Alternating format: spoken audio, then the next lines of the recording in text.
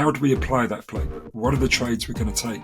Does the idea fit that playbook? Does it meet our rules and criteria for taking a trade? Does it help us size the trade? Does it help us have a structure for after the trade? Or once we're in it, does it help us form a plan, from entry through to trade management through to exit? And that takes us then to the trade, which is the performance part. So that's the third quadrant. And that's where things get really hot, where our emotions are highly charged, where our ego comes into play. And that's the bit where we're most likely to get into trouble.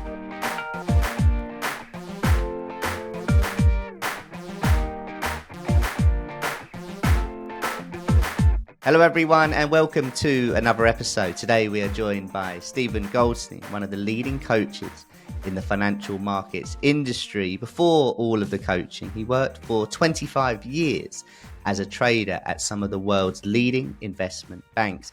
Amongst other things, we're going to discuss his new book, Mastering the Mental Game of Trading, Harnessing the Power of the Inner Self to Fuel Trading Outperformance. Stephen, it's great to have you with us today. How are you? I'm great, thank you. A pleasure to be with you guys. Well, it's great to have you on. And for anyone that follows us both on Twitter, we'll both know we're Arsenal fans. So it's great to have a fellow Gooner on the podcast. How are you feeling about us and to the end of the season? Yeah, I'm just keeping my fingers crossed. I'm not making any predictions. Too right.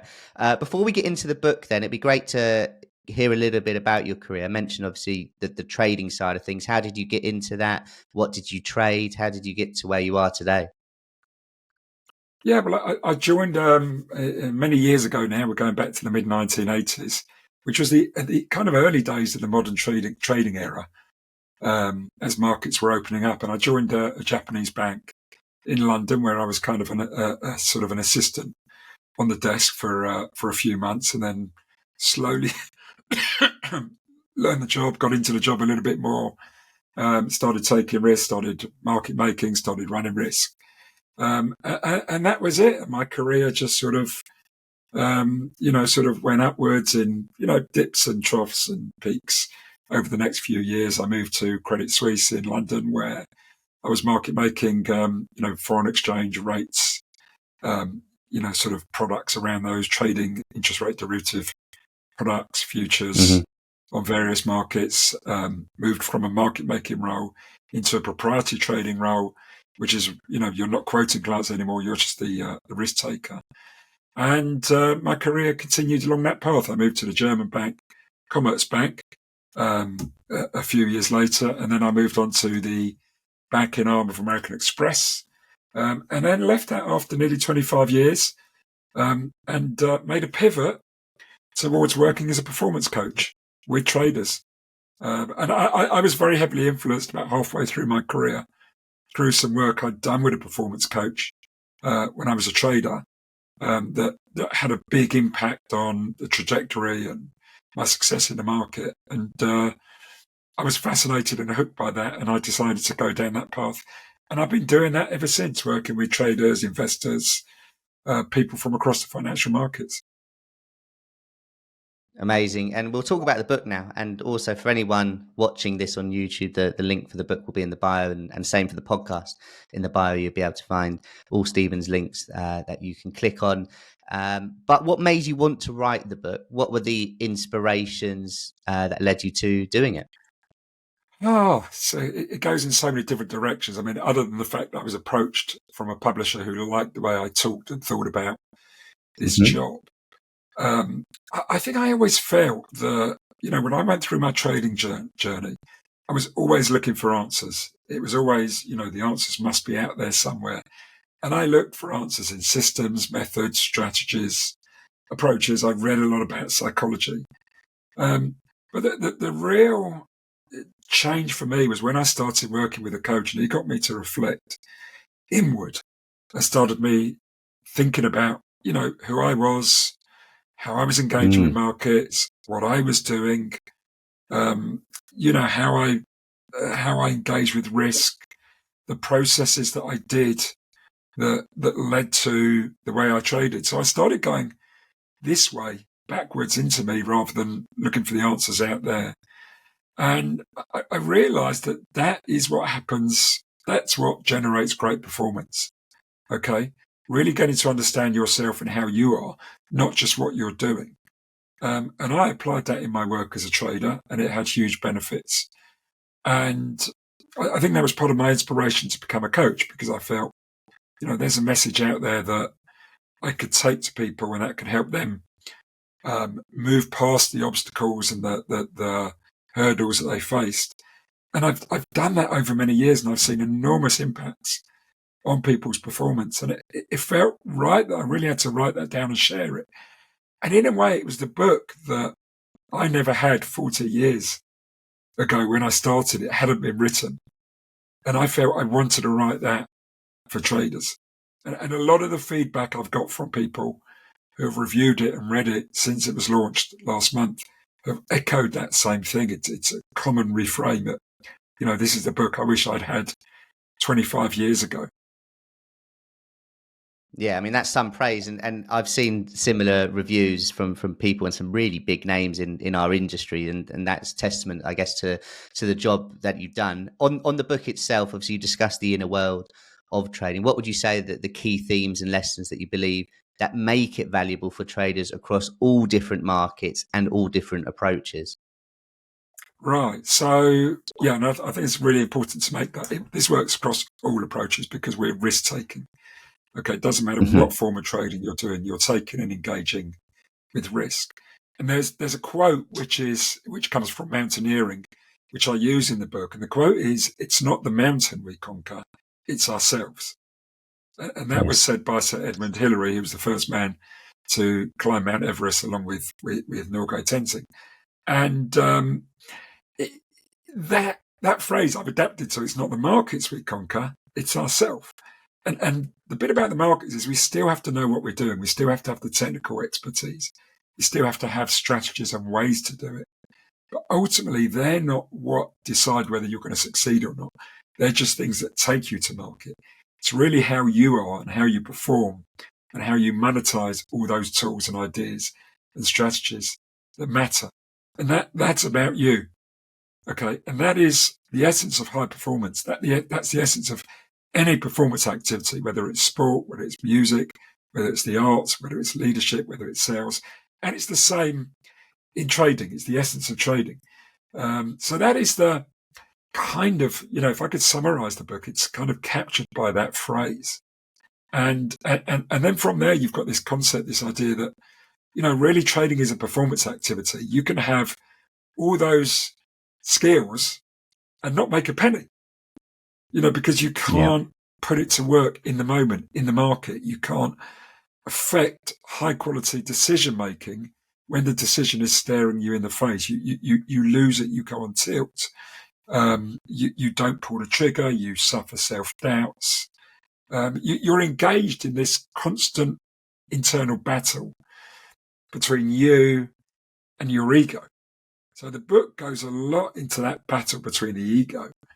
And there's also, something which we don't think about, but we don't really know fully what we're doing, what trading is, how markets work, even though we're engaging with them.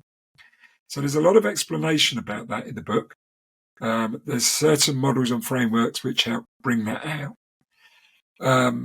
And there's another framework in there I use which kind of emphasizes this concept of behavioral slippage, that if we could execute all the ideas using all the tools and methods and strategies that we wanted, we could create this great big upward curve in performance. But then it's us with our behaviors that bring it back down to there.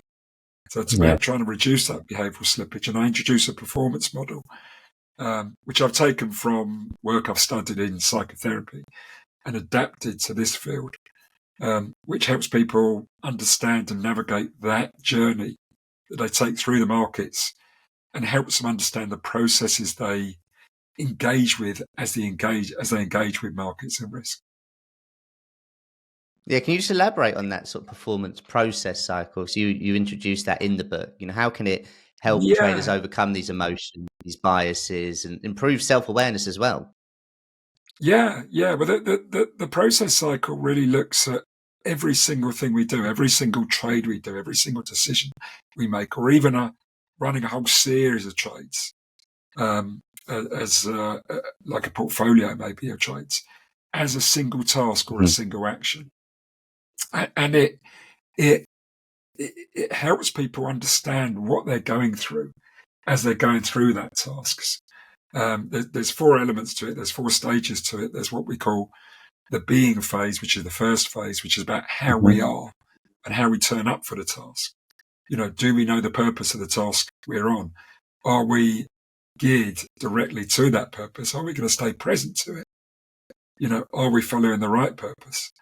And then are we starting to engage with that process? Because the next thing is, once you have a purpose, you need to have a process which helps you achieve that purpose. And that's really what your trading playbook is, or the various playbooks that you apply to your work as a trader. So there's one, getting into that ideal state, what we call an ideal state, being psychologically, mentally attuned to the market, engaging with it, being curious, sensing the market. And then that takes us to the next stage, which is we call the production stage. It's much more of a transactional stage where we start to form a trade idea. We start to make sense of the feelings we have, the sensations we have, maybe the research we've read, or, our following of the price action in the market. And that allows us to develop ideas, to be creative around ideas, or maybe even ideas that we might systemize into some sort of, semi or quasi systematic process. And that's when we bring our playbook back into it. How do we apply that playbook? What are the trades we're going to take? Does the idea fit that playbook? Does it meet our rules and criteria for taking a trade? Does it help us size the trade? Does it help us have a structure for after the trade, for once we're in it? Does it help us form a plan, from entry through to trade management through to exit? And that takes us then to the trade, which is the performance part. So that's the third quadrant. And that's where things get really hot, where our emotions are highly charged, where our ego comes into play. And that's the bit where we're most likely to get into trouble. We'll struggle to follow the trade which we form, the idea which we form. We suffer performance anxiety. We become nervous. It's like that footballer who, 99 times out of 100 is going to put the penalty in the back of the net. But suddenly the whole world's watching him. It's the last minute of the game, and your nation's joy and happiness is on you. And suddenly their legs go to rubber, and their ability to put the ball in the net just dissipates. And normally it's England playing Germany at this point. So, that's what's happening in trading. And that's why we so often struggle. We've got the tools and the strategies and the methods to do it. We just struggle to monetize it. And quite often then we could get into these spirals. And I talk a lot in the book about the trader's death spiral. This is really where you've gone on tilt as a trader. We use a lot of sort of poker and blackjack analogies in the book and metaphors. And once you're on tilt, you're in trouble. You are, at that point, your game as a trader is owned mostly by the market. You'll start doing what the market wants you to do and what you need to do. And it's about you really trying to own that rather than be owned by the market. And that takes us to the final quadrant, which is the most important quadrant, the one that really will help you become a great trader if you can actually manage it. And that's a psychological phase, and that's called the letting go phase. And that's the ability to get closure, to accept what happened, to be good to yourself, to exercise self-compassion, and then really to just let go and move on from whatever happened, from whatever the outcome was, whether it was good, bad, indifferent. It's done, it's gone. But quite often we're still owned by what happened, and that's when we go back into that death spiral, and we revenge trade, and we hope trade, and we become nervous and anxious and fearful. So this key element called letting go, which is something that I really did in the later part of my career that helped me become a far more successful trader. And it's a super skill, effectively. And it's something I noticed that the best traders do. They do better than anyone else. The best sports people do it as well. They're all masters of letting go and taking this kind of letting go attitude into everything they do. So that's effectively the cycle, Yeah, and absolutely. that's through the book. Yeah, it's really interesting just listening to you speak about that. And I'm thinking, oh, if I had known this at the beginning or had a process to deal with all of these emotions that you're literally talking through, the revenge trading, the not letting go, I'd have got from A to B way quicker. And I'm so sure that a lot of our audience listening to this will feel exactly the same. So please do check out the book. I think it's going to help a lot of traders. You mentioned sharing in the book anecdotes and stories of real traders. How do these stories contribute to the book's message, and what can readers learn from experiences in general of others in the trading world that have had those experiences before? Yeah, well, my job as a coach is often storytelling. And my Yeah. clients are often storytelling their experiences as well. And I often feel that stories bring, concepts and ideas to life. And I didn't want the book to be heavy. I didn't want it to be technical. I wanted to be for someone anyone can read and enjoy and relate to. And that's another thing that comes back from the book is so many people saying how relatable it is. So there's obviously some technical elements in it, but I try and keep them as minimized as possible. That's why, again, I like to use metaphors. But people's stories, real people's stories, bring this to life. And I share my stories in there. I share a trade throughout the book, which was what I consider the best trade of my career, which hopefully brings that framework, that performance process cycle to life. But I share the stories of many of my clients, often amalgamated into the stories of a few clients, because a lot of people have the same stories. And, although Yeah. I had to get permission from people to share their stories, they had to remain anonymous. Their workplace had to remain anonymous. And I felt sometimes it's best to sort of bring them into one single story with an anonymized name. There is one story of one client which it is anonymized, but it's not amalgamated from several stories.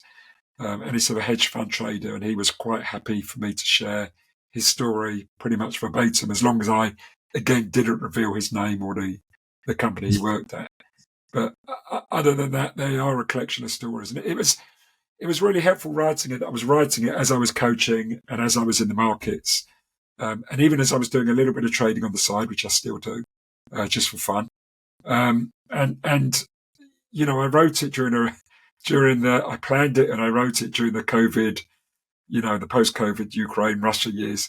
And there was so much going on in markets with my clients at the same time that it Yeah. felt I was writing at times in real time, almost as they were telling me their stories.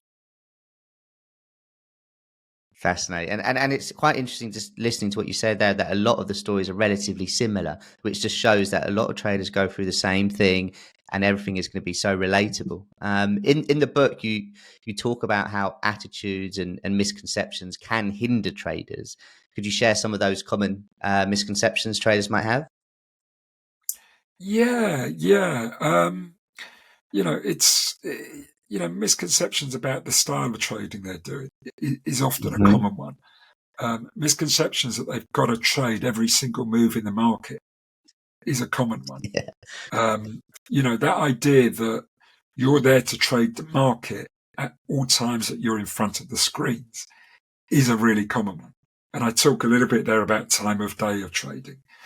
But it's also, you've got to trade when your setup is right, when the circumstances and conditions are right, when, not every single move is a tradable move. Not every single market is even a tradable market. And again, then it can depend again on your style of trading. Certain styles, and again, I use this framework in the book I call the two approaches. Certain styles require you to be far more engaged and active in the market. Other ones require you to be far more sporadic and sort of time the market or time your entry to that certain setup. So there is a lot of, I probably don't have time to talk about it now, but, there's a lot of misconceptions about what trading is and how we apply ourselves to the job of trading and the task of trading. Yeah. The book also helps or aims to help traders develop calm and objectivity, which I think a lot of traders will know is super important. How can these qualities be instrumental in navigating the challenges of financial markets, and how can traders cultivate them using your model? Right. So the model again is really helping people understand both themselves and what they're doing. And there's often this thing where people go, I just need to talk myself into self-belief. Okay. Yeah. I need to maybe just, sit there and do a little bit of mindfulness or meditation. And don't get me wrong, I'm a huge fan of those. And, I do mention them in the book as being, beneficial and helpful.